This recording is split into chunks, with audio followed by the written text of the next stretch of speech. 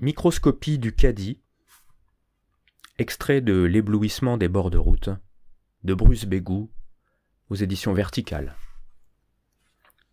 S'il est, entre autres enseignements, une vérité que la sociologie urbaine nous a transmise, c'est que la ville ne se résume pas à ses limites géographiques. Où que nous allions, nous transportons dans nos bagages ses manières de vivre, de percevoir et de penser. Sans même sortir de son périmètre, la ville est devenue ubiquitaire. Le maniement d'un chariot de supermarché ne fait pas exception à cette règle. Là se trouve concentrée toute notre expérience de la circulation urbaine. À bien considérer les choses, le caddie constitue en effet l'exemple type de la construction automobile de la réalité.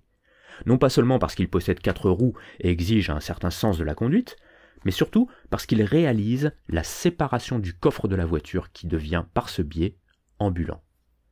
Comme l'automobile ne peut en toute logique pénétrer dans le bâtiment, tout du moins pour l'instant, puisque les supermarchés drive-in n'ont pas encore vu le jour, elle se sépare d'elle-même puis se miniaturise, car rien, jusqu'à l'intériorité, ne doit résister à sa puissance d'infiltration. À la sortie de l'hypermarché, le coffre avalera sans reste les diverses marchandises que le chariot avait précédemment englouties, confirmant ainsi sa paternité. On retrouve la logique automobile du maniement du caddie dans le déplacement des clients. La plupart du temps, ces derniers adoptent sans y faire attention les règles routières et s'y conforment. Il est remarquable de constater que dans les allées des supermarchés, les gens, sans aucune concertation, avancent sur 2 fils, circulent à droite, respectent des lignes jaunes invisibles, suivent une vitesse uniforme, ne dépassant qu'en cas de visibilité et avec prévention. Même de retour dans les rues, longtemps après avoir déchargé leur caddie, ils continuent de diriger leur propre carcasse, comme si c'était un véhicule à part entière, renforçant l'idée que l'âme est dans le corps comme un pilote dans un navire. Cependant, la mobilité n'est pas le seul atout du caddie. Sa cavité présente aussi un avantage non négligeable. Par sa forme et sa fonction, le caddie réalise dans l'espace l'ingurgitation à venir des produits qu'il charrie. Il concrétise l'acte d'absorber une parcelle du monde qui nous entoure.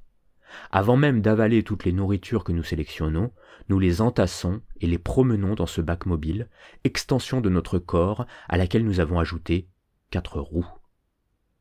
Une panse sur roulette qui nous précède partout, épouse nos mouvements, dicte nos gestes, voilà ce qu'est en somme un caddie.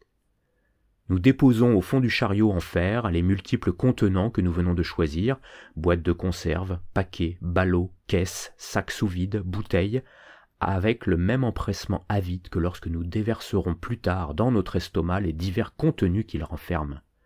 Cette bouche muette qui nous devance et que nous ne supportons pas de voir si béante au point de vouloir aussitôt la combler, c'est la nôtre.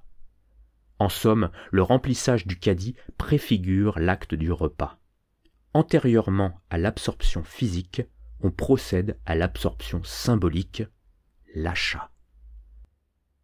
Mais le caddie n'est pas simplement un amuse-gueule, c'est aussi une sorte de ventre mécanique. Il constitue une énorme prothèse qui nous empêche de nous mouvoir à notre aise. Comme la marque d'une obésité volontaire, il se greffe ainsi sur notre abdomen, fusionnant quasiment avec lui en une excroissance de métal, ce qui n'est pas sans évoquer une sorte de centaure moderne où le chariot aurait lui-même remplacé le cheval. Nous ne faisons plus qu'un avec lui.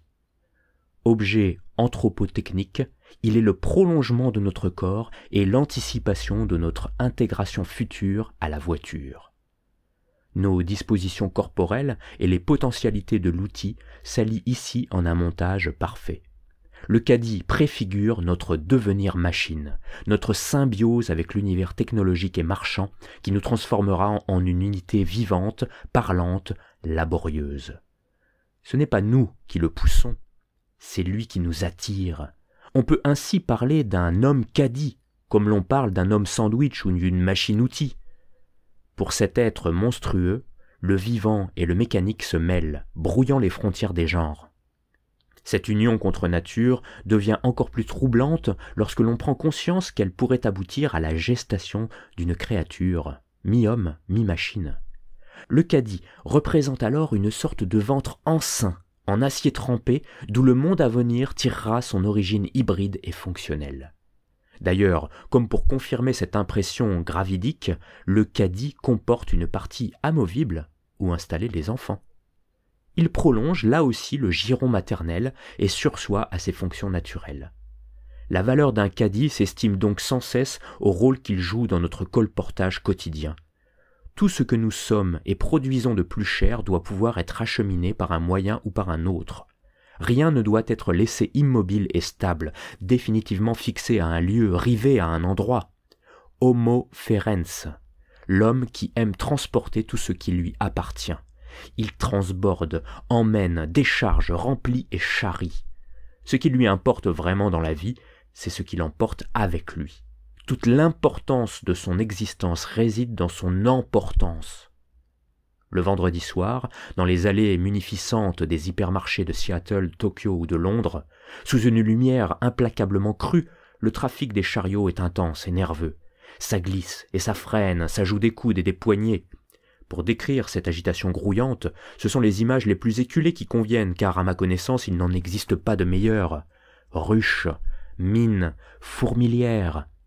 Dans la multitude remuante et sans identité, chacun derrière son caddie rempli jusqu'à la gueule poursuit sa propre trajectoire, constitue son parcours individuel. Rayons fruits et légumes, boucherie industrielle, produits d'entretien. Si nous pouvions établir une cartographie de ces déplacements, il nous serait livré, noir sur blanc, une clé pour pénétrer le sens ultime de la vie de leurs auteurs. Le caddie nous permet d'y voir clair. À la différence de ses cousins, wagonnets, tombereaux, brouettes, poussettes, loris, il possède une structure en fer quasi transparente. Son maillage, qui n'est pas sans rappeler celui d'une cage, laisse passer tous les regards. Chacun, ainsi, peut voir ce que les autres transportent, surtout le personnel de surveillance. Le charme de la boîte opaque, qui renferme un bien précieux parce qu'inconnu, coffre au trésor ou hôte de cadeaux, en est quelque peu brisé. Ce que l'on a choisi est ici visible par tout le monde, et il n'est pas rare que l'activité principale des clients faisant la queue à la caisse soit précisément d'espionner ce que les autres ont acheté. Il leur arrive même d'en tirer quelques conclusions sur leurs voisins. La direction le stipule, cette transparence est d'abord faite pour prévenir les larcins. Prévention ironique, tout est conçu dans un supermarché pour inciter au vol. Personne ne nous autorise en effet la moindre prise, ni ne nous l'interdit. Libre service. Chaque chose est là, accessible, à portée de main, manipulable. Les marchandises nous tendent les bras, implorent notre sollicitude. Rien n'est plus facile que de remplir son caddie sans se soucier de l'addition finale. On verra plus tard. Le bonheur du présent se suffit à lui-même. On cueille les produits comme les fruits mûrs sur des arbres de métal. Le geste est simple, enfantin. Il n'y a qu'à se servir.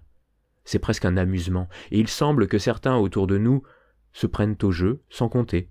Comme le paiement électronique a déréalisé le coût physique de l'achat en dématérialisant l'argent, qui est déjà, selon Simmel, le produit d'une abstraction, on a l'impression faussement innocente de circuler dans un univers de pure gratuité.